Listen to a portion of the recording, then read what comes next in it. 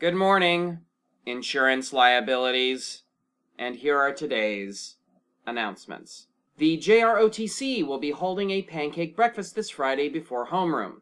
As is tradition, Sergeant Underbridge will be running the breakfast activities. The breakfast will start at 0400 hours with a brisk call-and-response march around the perimeter of the cafeteria. An agility training obstacle course through the kitchen will commence promptly at 0500 hours, ending with an egg separating and batter mixing endurance challenge at 0530 hours. Each pancake cadet will then be required to field strip and reassemble their mixers before they are assigned to griddle duty at 0600 hours. Those who survive will then be allowed to eat the spoils, and a short memorial service will be held afterwards for those who are lost in the line of duty. Tickets will be $5. Also, Sergeant Underbridge is not an actual sergeant. Absolutely disgusting.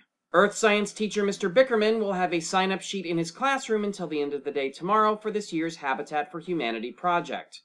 Although Mr. Bickerman swore that he would not participate in another Habitat for Humanity house build unless he was allowed to make the structures out of Twix wrappers, cat litter, and shredded FBI documents, we were able to convince him to host it one more year and use actual building supplies if we promised to buy him a new copy of the poor man's James Bond.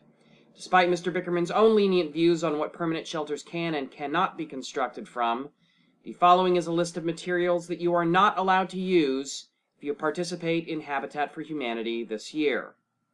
Toothpicks, Tinker Toys, Legos, Eggos, toasted or frozen, giant walls made from gingerbread, royal icing, gumdrops, blacklight posters of skeletons lifting weights, 40-gallon drums of a 50-50 mixture of gasoline and dish soap, your grandparents' TV guide collection from the late 70s and early 80s, and anything from IKEA.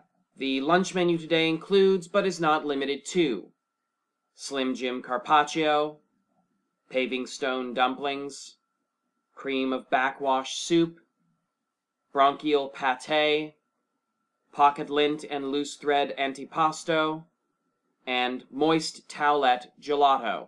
And the inspirational quote of the day comes from President Chester A. Arthur, who once said, No, I'm totally good with just being remembered for my ridiculous facial hair. Yeah.